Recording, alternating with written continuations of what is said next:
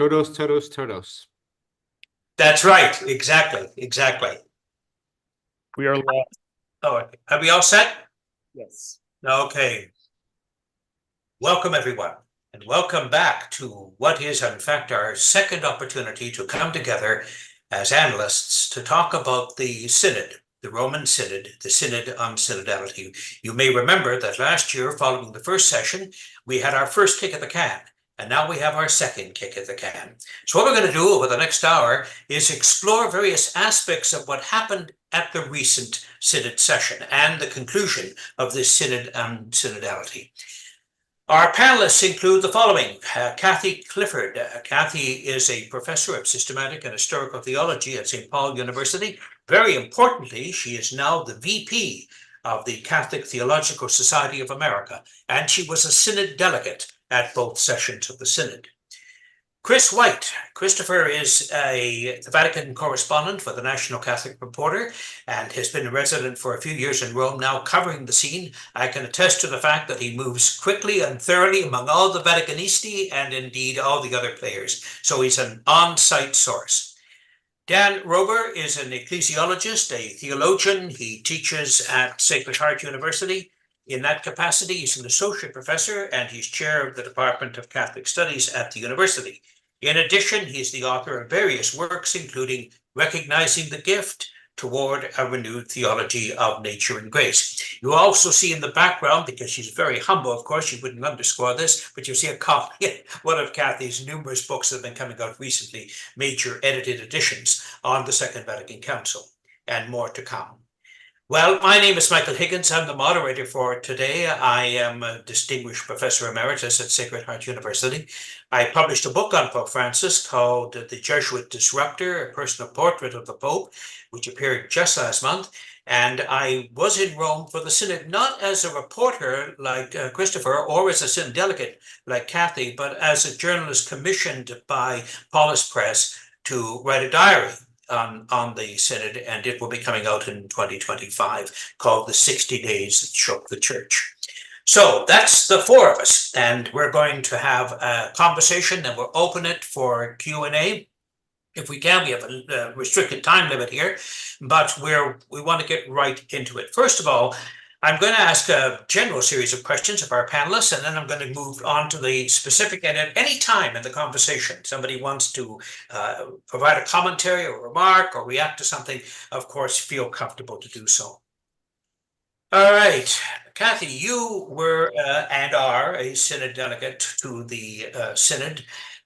Were there any surprises for you this time? This was part two of a three-part operation, 2021 to 2024, but the part two of the actual assembly in Rome. Any surprises for you?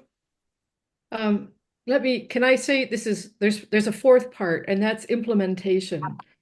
So we're at the beginning of a lot of work that's ahead of us. But this was, yes, the second of two sessions of the General Assembly of the Synod, which in a historical way included for the first time non-episcopal delegates from every continent, so 70 men and women, plus another 10 religious men and women who were delegated from the unions of superiors general in Rome, who all had the right to speak, to address the assembly, to participate fully at discussion tables, and to vote on at every step in the drafting of reports and in the preparation of the final text.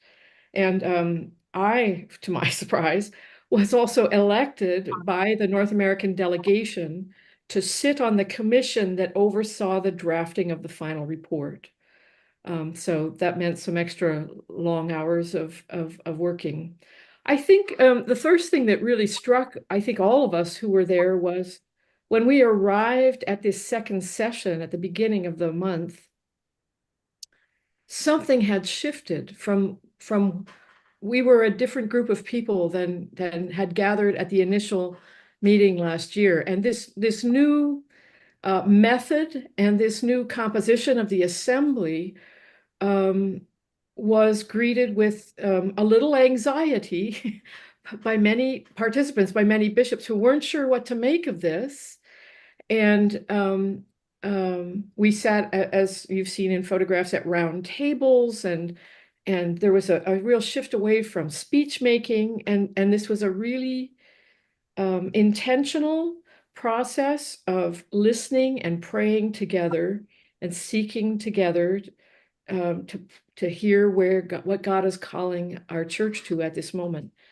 And there was a lot of tension around this when we first gathered a year ago. When we arrived in Rome this year, it was like Old Home Week. We had become a community. And so people entered very freely and very easily into the process and the methodology. And there's a lot of respect. We saw each other as brothers and sisters in Christ. And so we really settled into working very quickly. I think that would be the first surprise for me. Yeah, but that's excellent, and that reflects your point of view from within the aula. Of course, you're in the aula, you're a Synod delegate. Chris, you're outside the aula, you're observing. What did you find in terms of the press briefings this year? Did you find any of the same tensions or challenges, or was it a smoother process this year? Well, first, let me just say thank you to Sacred Heart for having us back, because we had a lot of fun last year, and it's fun to have another opportunity to digest this together. I think one of the things that we talked about last year at this very session and kind of loomed large over last year's synod were the strange communication dynamics. For the delegates in the room, they had been asked to sort of fast from public words. And so they were a bit, I'd say, unsure, uncomfortable with what they could say to the world around them about what was happening inside the room. And, those of us on the outside, particularly the reporters who felt responsible for covering the process, felt as if, we were, in a sense, being cheated out of the experience.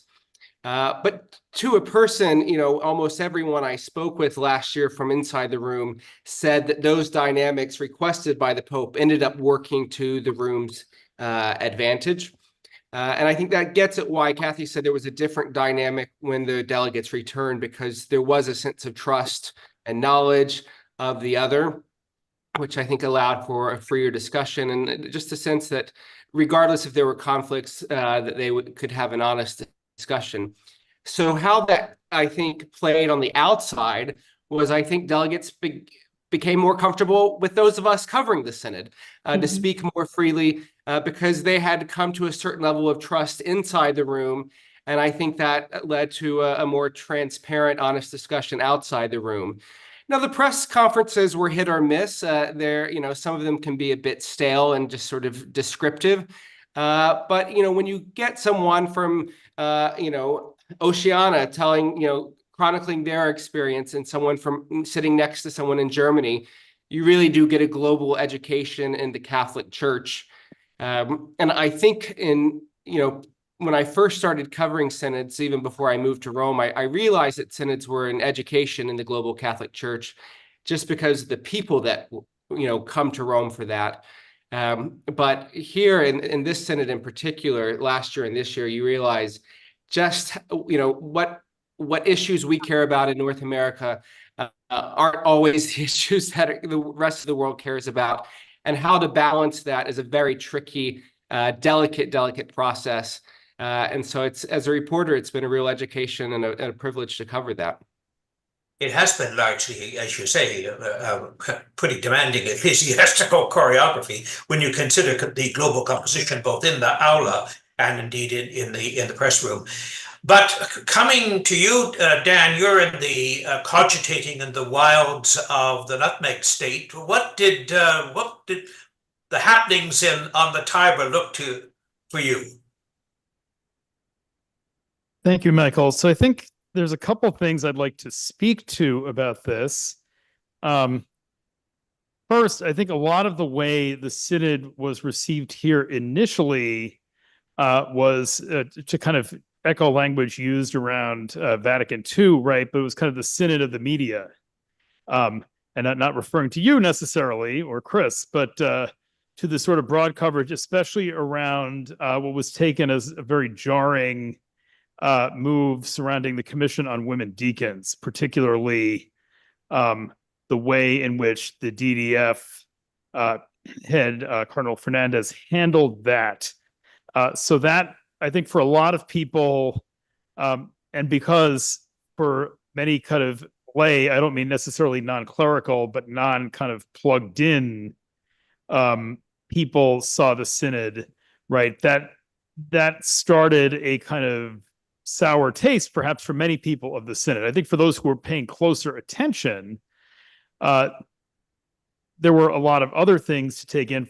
Personally, I would say one of the things that I was very struck by, obviously, right, the synod deliberations and discussions were kept rightly quiet, right, and private. But one of the things that I was struck by was seeing on kind of social media feeds of those that I know who were in Rome for the synod, the sort of broader connection with the church that was taking place in conjunction with the synod. By people with various kinds of groups and consultations that were not in kind of the heart of the work of the synod, like Kathy was, but that were really engaging in a dynamic way with the church. People who brought students over there, people who were engaged in other ways with the life of the global church. I would say the other thing that was really striking in the United States, right, was the contrast between the synod, and by which I mean the kind of journey to being a synodal church that the synod is undertaking, and some of the ways in which we saw the church here in the U.S. engaging with the presidential election. I would particularly point to, as Michael said, I work here in Connecticut, but I live in New York City. And a couple of weeks ago there, our Archbishop hosted the Al Smith dinner. Yes. Prominent platform to Donald Trump. And in some ways, right, the visual, the platform, the days, right, of the white tie dinner with kind of wealthy muckety mucks, so to speak, to use a colloquial term, as contrasted with the model of Pope Francis of sitting around a table as a participant in the conversation, I think was a real point of contrast with the way much of the church hierarchy in the United States has engaged with the election, and really in a lot of ways with the synod itself. So those were my takeaways from far away here. Well, quite insightful, actually, and it underscores again the value of proximity. Kathy, of course, is in the halls. She's part of the dynamic. She understands the momentum. She knows several of the people. She's at various tables over the last 2 years, and of course, part of preparation beforehand. So part of that dynamic, in some ways, insulates you from the larger reality outside the hall. And that raises the question, and an important one that all three of you I want to ask before we go to some of the more specific and controversial questions, because we need to address those as well. And that is, how do we move to implementation, Kathy? Because you're quite right, that's the next stage. When there is excitement and there is generosity of feeling, and there's actually some significant intellectual move forward, as you said earlier about the final report before we went to air, and at the same time, the larger Catholic world still remains largely unaware of this. Not everybody has the advantage that Dan has to observe this, making appropriate contrasts and comparisons with the American reality.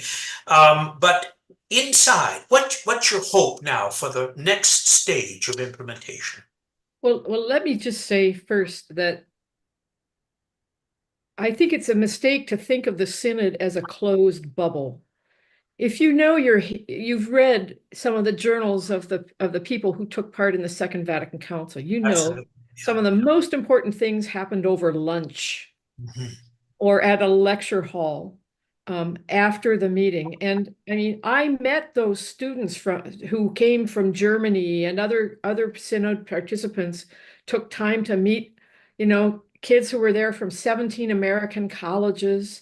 We met women's groups who were there to hear their concerns, to keep alive the conversation around women, Catholic women in ministry. There were groups there from Latin America who were worried about social justice issues.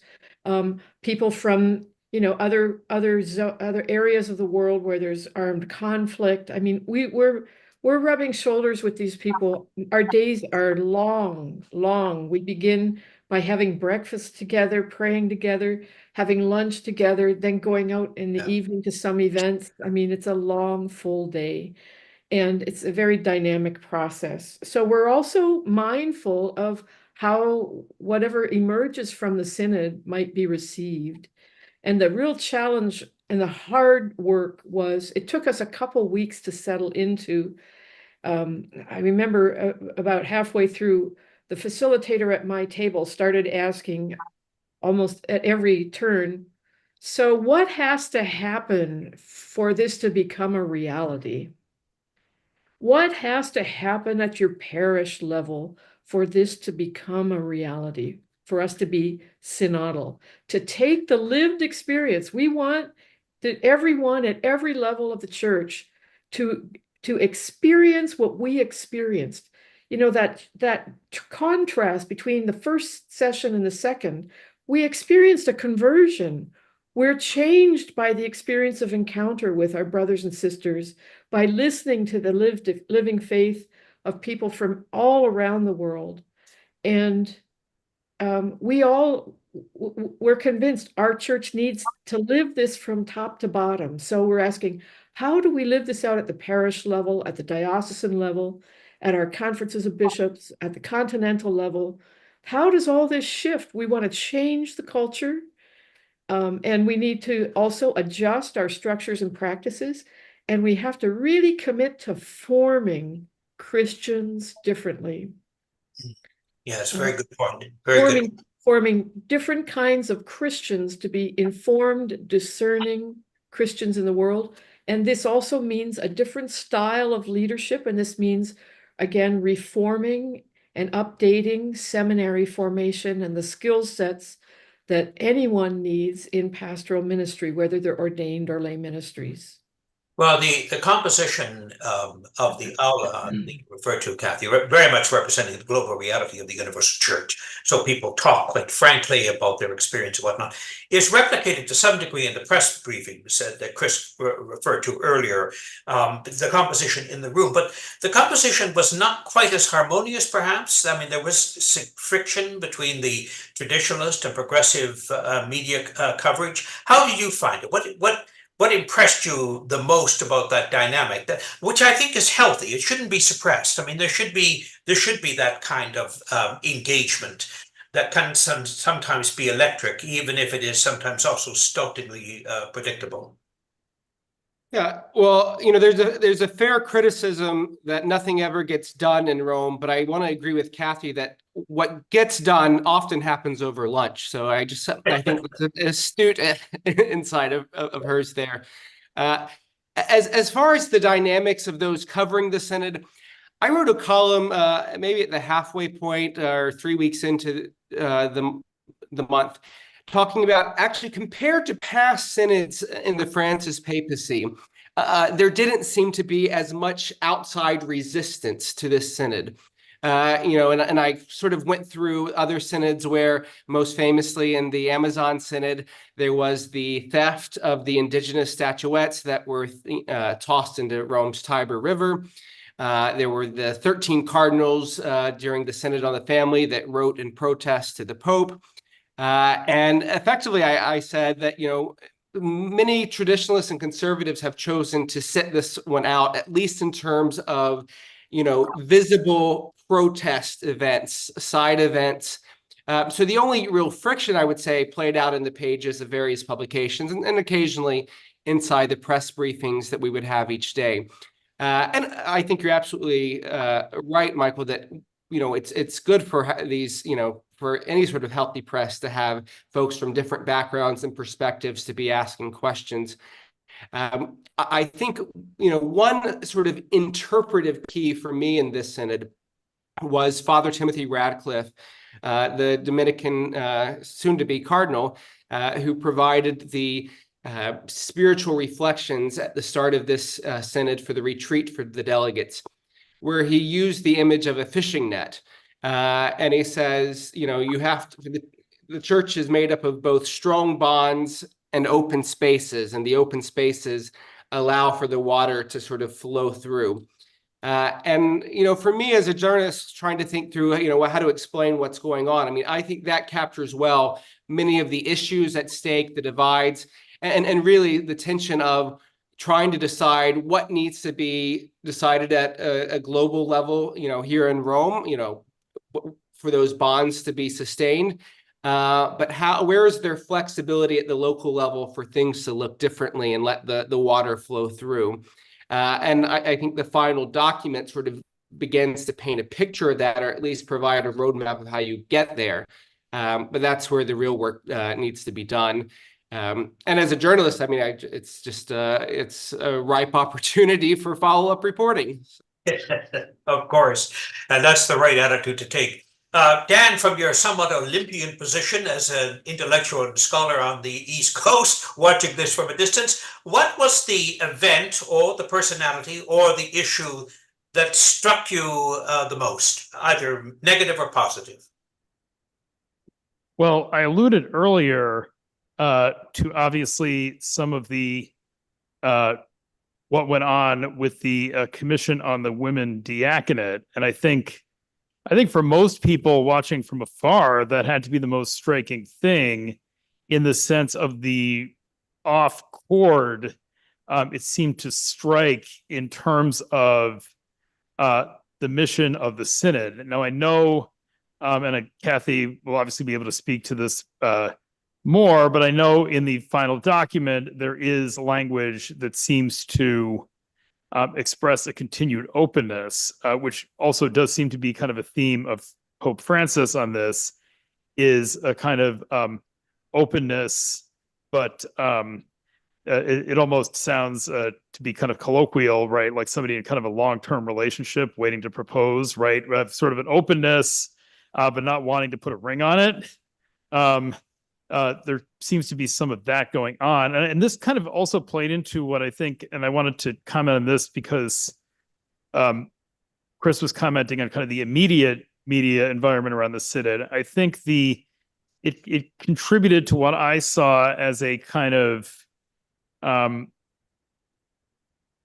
critique of the Synod from both the right and the left that kind of struck similar chords, of viewing it in some respects as almost irrelevant for different reasons. So the right critique, so I was reading the notes column by Ross Douthat of the New York Times, right, who's a prominent conservative Catholic in the United States, and he said, people have been asking me why I haven't been paying attention to the Synod, and essentially he said, I view it as a caricature of itself, of just kind of talking about talking.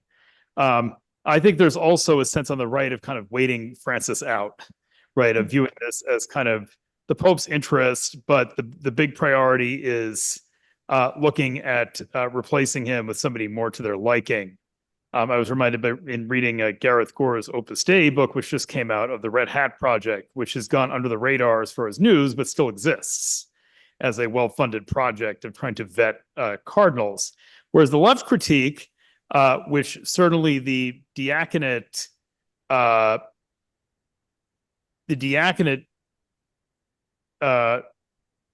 or really worse than a kerfluffle, but the diaconate kind of disaster demonstrated, is a feeling of a kind of shuffling the deck chairs in the Titanic, right? Of a sense of Francis has done some nice things to change the language of the church, to change the public image of the church for the better in certain respects, but the institution is going to institution. And so I think I saw a lot of that critique, especially at the beginning of the Synod. I think as the process went along, and since the final document came out, there's been some kind of moderation of that. Yeah, and that brings us to now to some of the more specific and perhaps more delicate kind of question we need to do. I mean, I think those of us who were in Rome in any capacity were struck by the very affirmative things about the experience. But there were also fumbles, and there were also mistakes, and there were also miscalculations, and negatively or otherwise, that's what the media tends to concentrate on, the potential divisive forces, the adversariality, rather than things that bring about the harmony. Okay, fair game. So let's just look at a couple of these and perhaps add some clarity to them, because sometimes it's just a matter of not getting the message right, or alternatively reading the signs of the times a little too mystically. Okay, here's the issue. The Pope takes the whole issue of ministry and women off the agenda. Very. He has his reasons for doing so. He explains it. He delegates it to the prefect of the Congregation for the Doctrine of the Faith, and it now becomes his responsibility and that of Group 5. Again, that is all clear. It's not that complicated, and it's far less conspiratorial than some might imagine. But it doesn't achieve in itself what perhaps the Pope had intended. It didn't silence the conversation. I'm sure Kathy is very aware of that from within the aula. Certainly at every press briefing, the issue of women and ministry surfaced. In other words, kind of a blanket, we're not going to talk about this, actually in real terms didn't work. But it did create an important way, a portal through which people could see certain things, and discussions around ministry and women, by and large, at least at the press briefings I attended, which I did faithfully every day, were more positive than they were negative. But this raises the other point then too. Where do we go with the question of ministry and women when two commissions and the International Theological Body itself has given its reports? The Pope has said in the final report that he is open to discernment. That's an ongoing process. What is your sense, Kathy, of how this is going to end? Is this an issue that is going to be endless, or is it one that's time specific? So let me confirm that this was the example of a disastrous communications failure, not just vis-a-vis the public, but to members of the Synod and between the Synod office and the dicastery for the doctrine of the faith. So just very briefly for listeners and those who are following, between the two sessions, the Synod office, the Council of the Synod, is an advisory body of cardinals who look at where the Synod is going and what its agenda is and what its work is. And so that we could focus on synodality, on the primary question was, how do we make this happen in the life of the church? All those other issues that had bubbled up from the surface through the consultation process, not to take them, not to minimize them, but in a sense to keep them alive, but also to enable the Synod participants to focus on synodality itself. The Synod office asked the Pope to set up 10 study groups. So there's one on the relationship between the Eastern churches and the Latin Church. There's one on seminary formation. There's one on religious life and their relation of religious congregations to local churches. There's one on the revision and updating of canon law. And in that, group number 5 was one on ecumenism. Group number 5 was the question of women's participation in the leadership of the church and in ministries. And the women's diaconal ministry comes under this. So when the membership of those commissions, the Pope accepted this suggestion, and the commissions were to proceed in a synodal manner. And so they were to work with people delegated by the Synod office and the various dicasteries of the Roman Curia. And study group number 5 is the only one where there's no collaboration between the Synod office. And this is not being conducted in a synodal way. So the membership of this study group was not published, and that seemed a mystery. We received a report on the first day of the Synod in early October, I think the 3rd or 4th of October, from every one of those 10 groups. And we got word that people were unhappy because we asked for them to publish the reports that have never been published from the previous study commissions on women's diaconal ministries. And we wanted to know who they were consulting because that was not being transparent. So after that initial presentation, the members of the Synod said, we want more, we want a dialogue. And in fact, we would like not just a 3-minute video clip, we would like to sit down and and talk with, have a chance for people from the Synod to speak with and share our concerns with the men and women on these commissions. So those meetings were set up, and I think that's a remarkable example of responsiveness and synodality and a desire to be transparent. But in the case of the study group number 5, we got a word from Cardinal Fernandez that 2 staff members would meet us and would receive our questions. And that's exactly what happened. About 100 people showed up in a meeting room, and there were 2 junior staff people who said, here's an email address, mail us your concerns and any material you want us to study in part of our work. And we said, but who's on your commission? You know, so delegates, including bishops, major archbishops, spent over an hour and a half conveying their unhappiness to these 2 junior staff people and saying, please convey our dissatisfaction to your superiors. That was a Friday afternoon. Monday morning, Cardinal Fernandez came in the room and immediately after morning prayer, apologized to everyone and said, I'd be happy to meet with you personally on Thursday. So again, this is like we're 3 weeks into the Synod at this point. And he did, and it was a pretty remarkable exchange. And I think it helped to clear the air. We're not entirely satisfied. We raised our questions. His argument is the Pope had asked us to begin this study before the Synod office did. So we've begun this study with our regular consultors on women's leadership in the church. And then he says to us, and I've also asked to reopen Study Commission 2. Well, that's been a surprise to all of us and to anyone who was a member of that commission. They haven't heard about it yet. So these questions are all alive, and I thought the Cardinal Fernandez showed a remarkable openness. He was not defensive. He explained his ways. The members of the Synod raised their concerns and said, you know, the list of your consultors doesn't have many women on it. They all live in Italy. It's not very global. You know, you could call our universities and ask who has expertise on these questions that might be a helpful consultor. So I just think it was a remarkable thing and an example of how the Roman Curia has to learn to practice synodality. And it's not easy. We're challenging a very thick culture, but something happened in those meetings.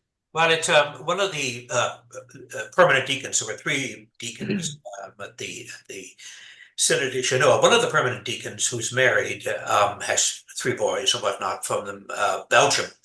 He talked about this as a Bastille moment, you know, the storming of the Bastille, and of course that inaugurates or ushers in the inevitable revolution.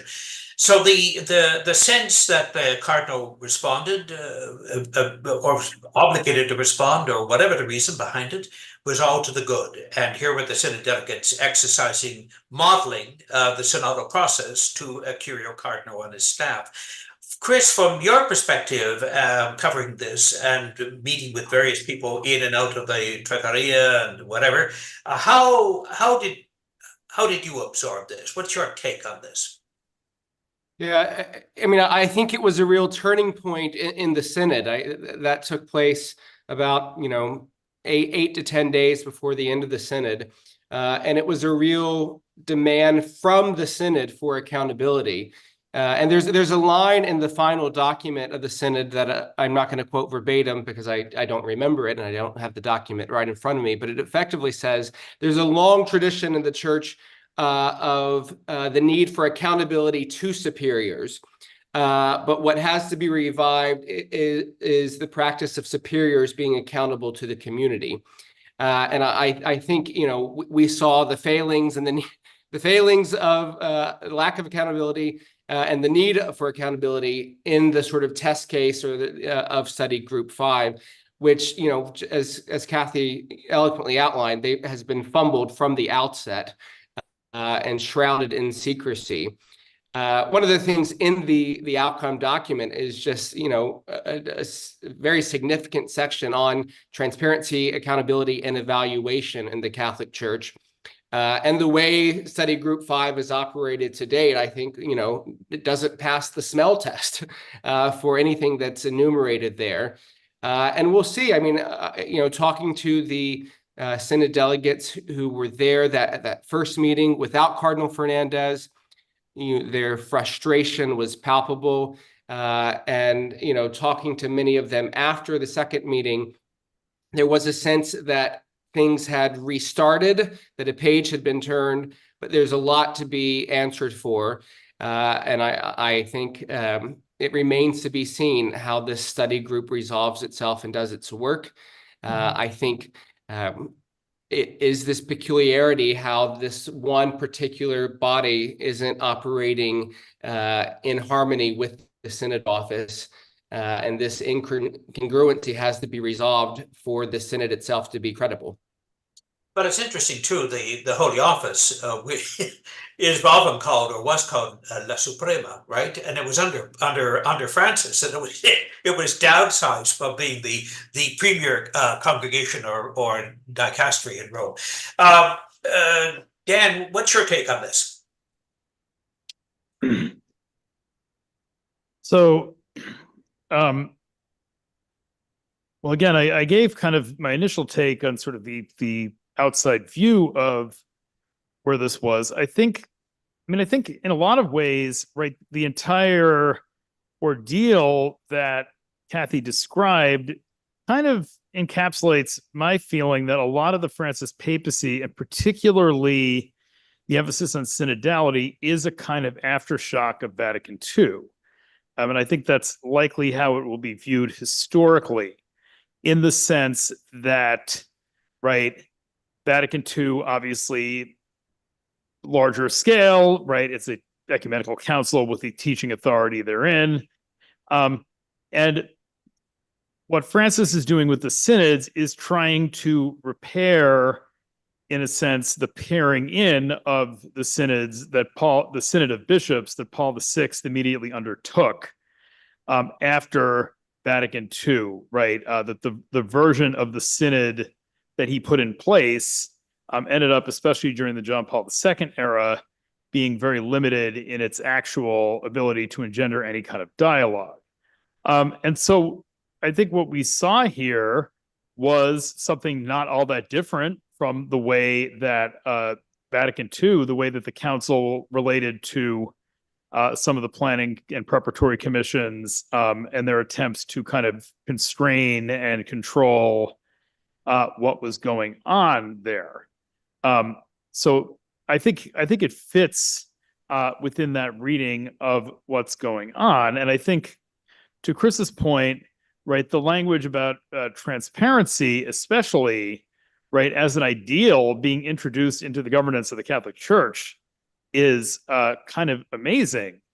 The lack thereof has been very much the state of affairs, and really, in many ways, the kind of scandals that resulted from that tarnished both the end of John Paul II's papacy, right, because of the sexual abuse scandals coming to light and his mishandling of those, and certainly the end of Benedict XVI's papacy, right, where Vatileaks was very much hinging upon lack of transparency and the ability of kind of secrecy to be manipulated. So I think that language and that movement is important. I think what it also gets at, though, in the public perception is what I would call the distinction between Francis as a pope of spontaneity and of process, right? That the public face of Pope Francis is as a kind of pope of spontaneity, as somebody who brings a kind of vibrancy to the papacy, much of the way that John Paul II did in his best moments, but also with a different flair, as we see on Holy Thursday with his visits to prisons. But as a pope of process and of really following through on process, that's a much longer path. It's a good path, but it's one that's, I think, harder to stay on, especially when you have institutions that are used to operating within particular lines and particular paths. Well, before we leave the women's issue, if you like, and then move on to a couple of other aspects of the synod that rose to the surface, just bear with me for a minute. So we have the concern about diaconal ministry and whatnot, debates about what the diaconate actually consists of, and then we are told at one point that we're going the group 5 or the congregation, but the dicastery for the doctrine of the faith is going to be examining the mystery that is woman, the mystique that women bring, their special charism. It's hard to imagine doing a similar thing for males in the church, but there you have it.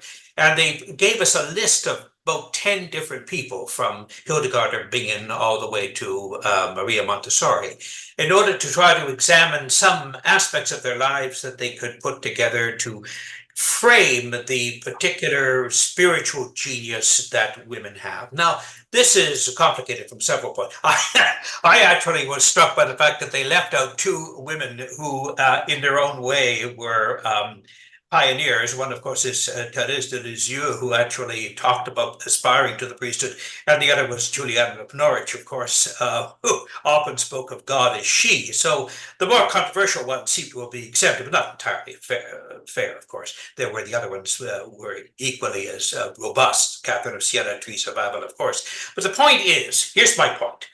Why do this at all? Why set up commissions or studies to look at the unique feminine genius when we don't do it with the masculine genius? What are we actually saying about women in ministry, and what's the future of that? What's your take on this, Kathy?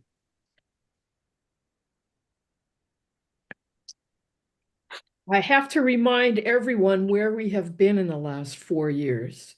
When we began listening to the people of God, the issue that emerged repeatedly in every continent as an urgent concern from the majority of people in the pews was that women do not feel respected and valued for what they already contribute to the life of the church.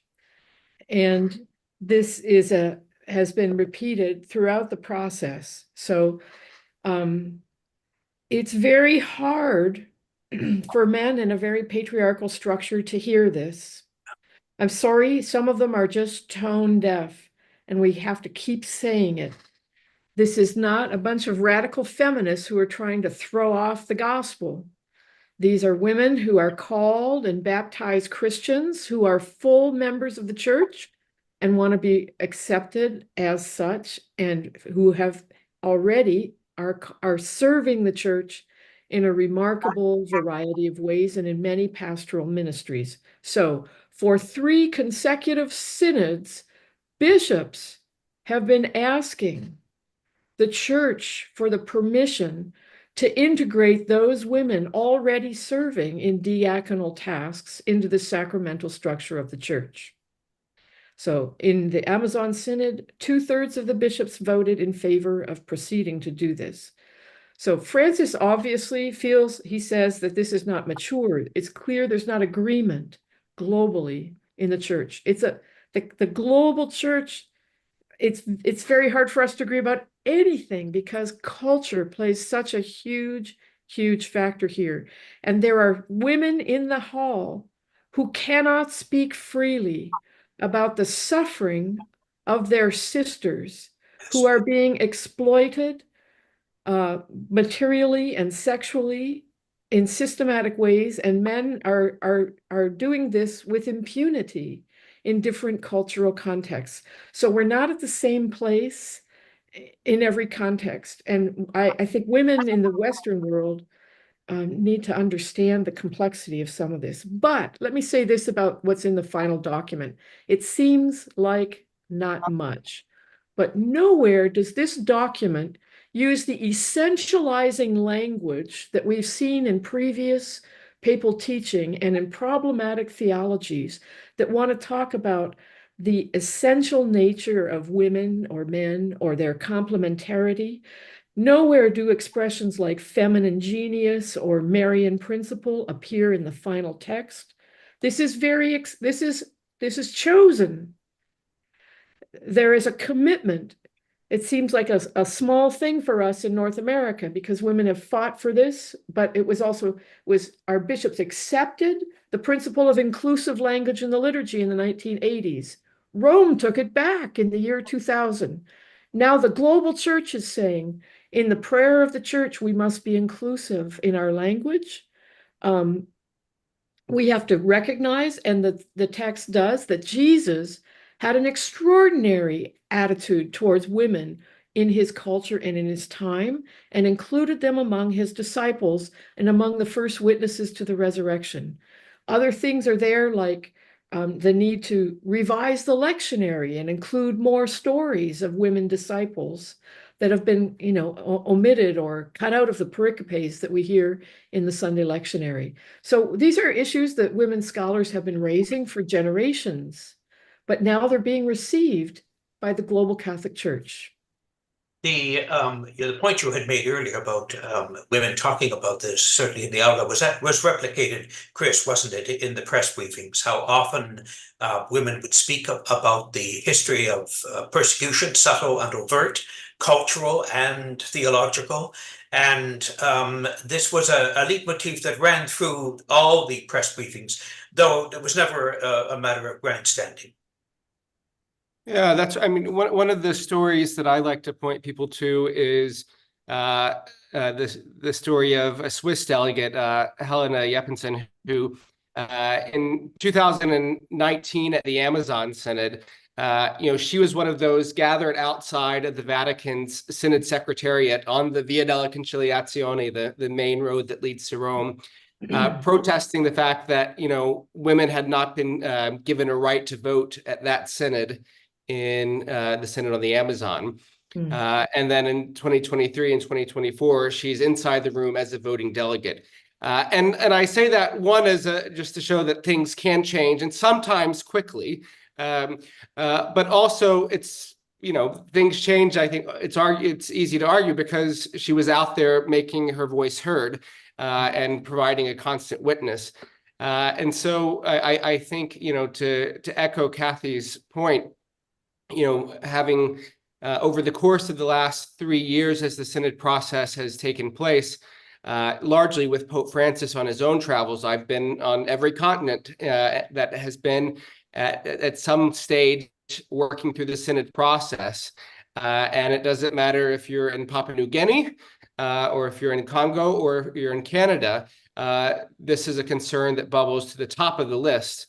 And so efforts to dismiss this as a Western obsession, I think, just fall flat on its face from the testimonials themselves.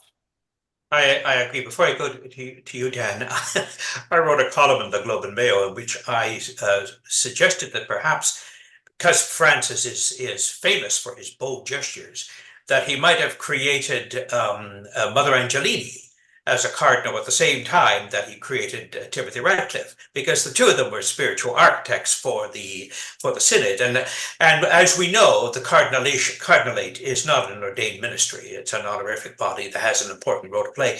How important that might have been as a gesture to the world to say, because no Pope has elevated or put women in positions of power within the dicasterial curial structure more effectively than Pope Francis. But I satisfy myself with the knowledge that perhaps there are a couple that are in pectore, close to the Pope's heart. Maybe Catherine Cardinal Clifford will come out at some point. Who knows? But it seemed to me it was an opportunity missed. Dan, back to you. Any comment here on the discussion on women in ministry?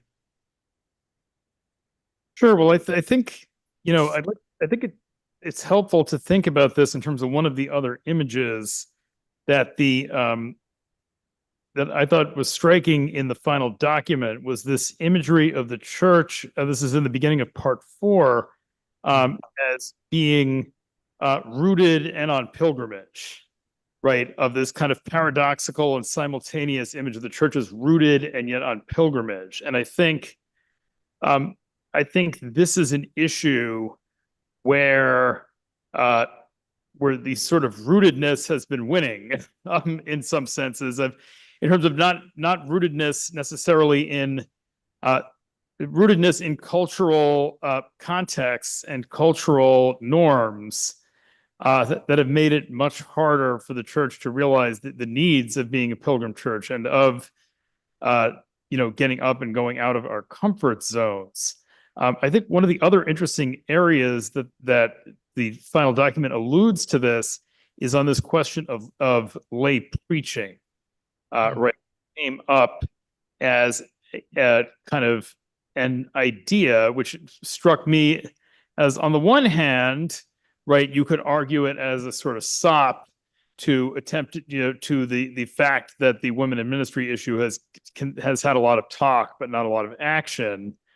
On the other hand, right, does interestingly, compared to most of the rest of what the Synod is talking about, which is very important to the governance of the church and to the structures of the church, but get at the sort of, for lack of a better word, kind of retail experience of the church, meaning where a lot of lay people encounter the church, namely in the liturgy, right? That the document is actually talking about studying the liturgy for ways in which the church can become more synodal. And I think that's really interesting. In the American context, I have some questions as to the receptivity of bishops and, frankly, to these structures that exist now, where there's been much consolidation of resources that would have been available 25 or 30 years ago, such as seminaries, to provide adequate training for this kind of ministry, which I think is crucially important, but also needs to be done well.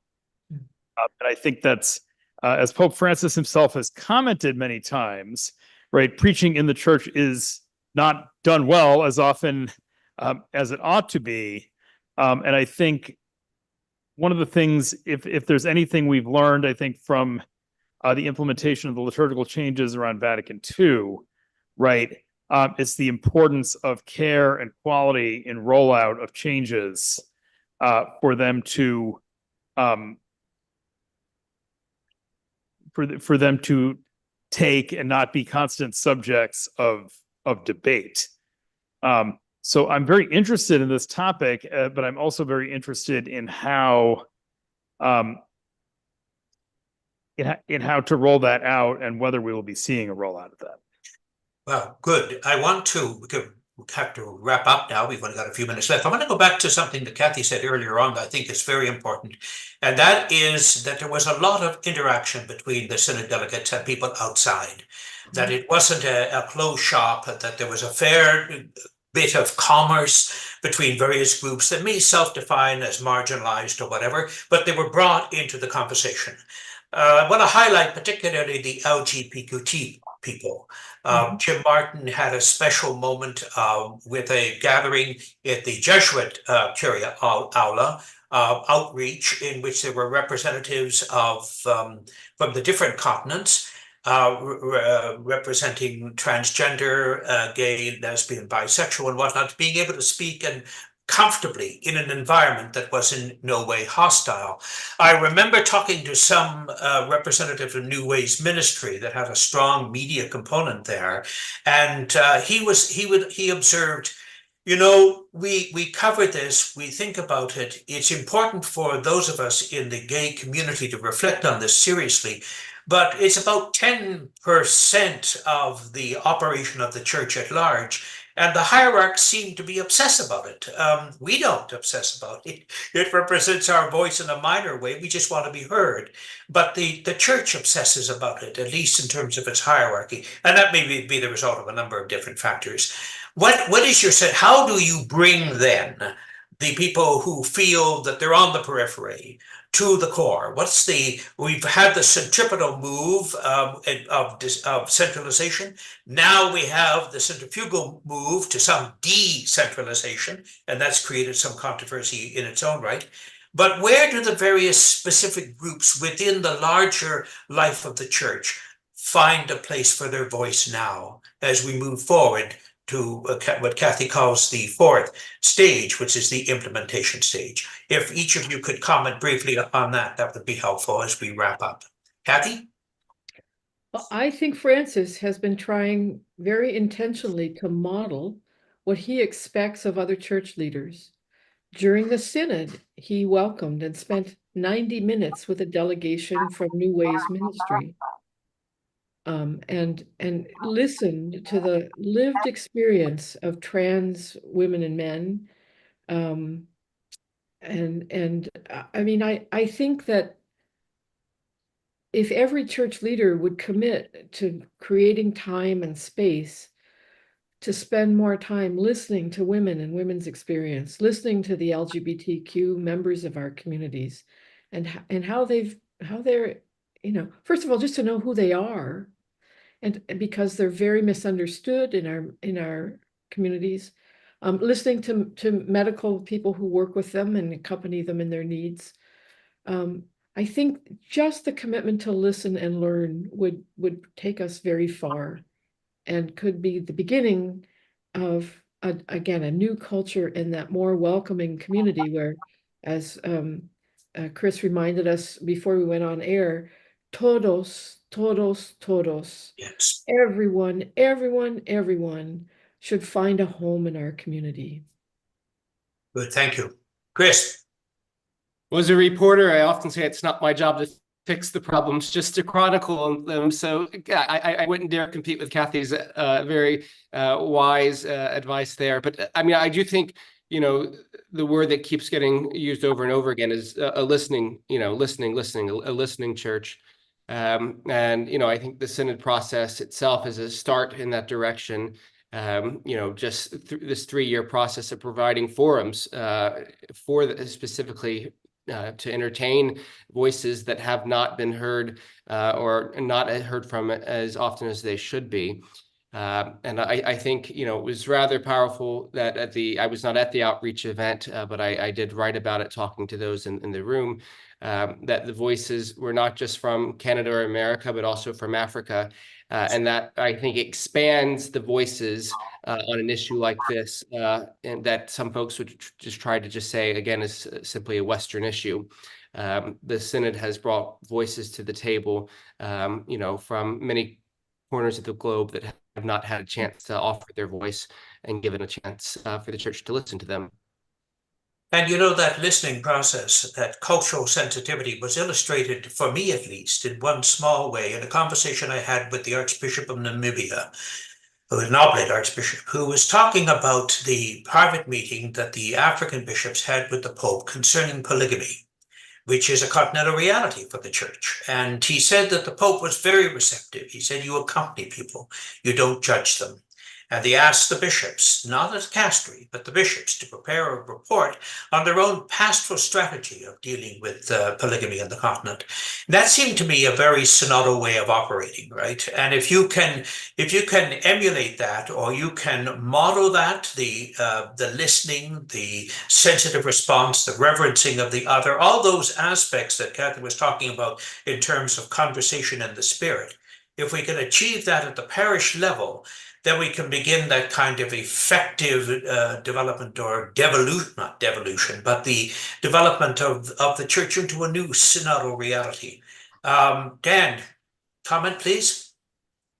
Yes. So I was struck by looking over our YouTube chat by a question that was wondering whether the Synod was truly synodal, or just group therapy to placate people in the church with questions.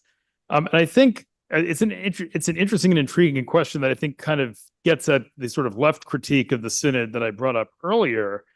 But I think the logic of synodality, at least, is that that's really up to us, not just those not just those like Kathy who were in the room of the Synod, but those of us who care about these things, to kind of be the change we wish to see in the church, right? In the sense that there are certainly challenges presented by hierarchical structures and those occupying them who might not be as enthusiastic for such things. But I think one of the things the Synod should do both the events in Rome, but also the consultations that took place beforehand, in which I participated. I have experienced the synod myself as almost exclusively a Zoom event, both here and elsewhere, and including one that I was in with a very nice bishop from Texas, who remains a bishop from Texas. But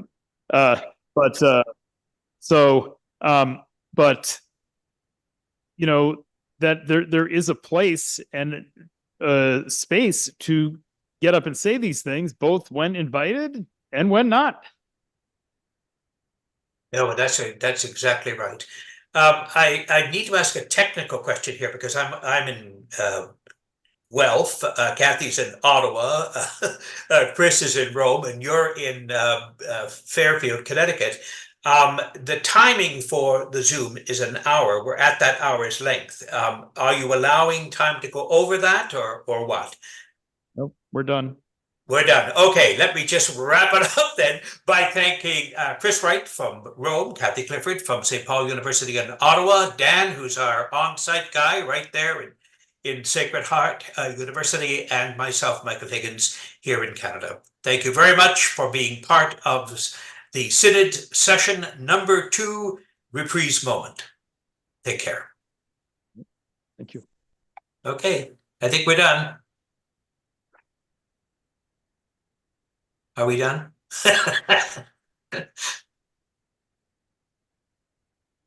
Where's Uno?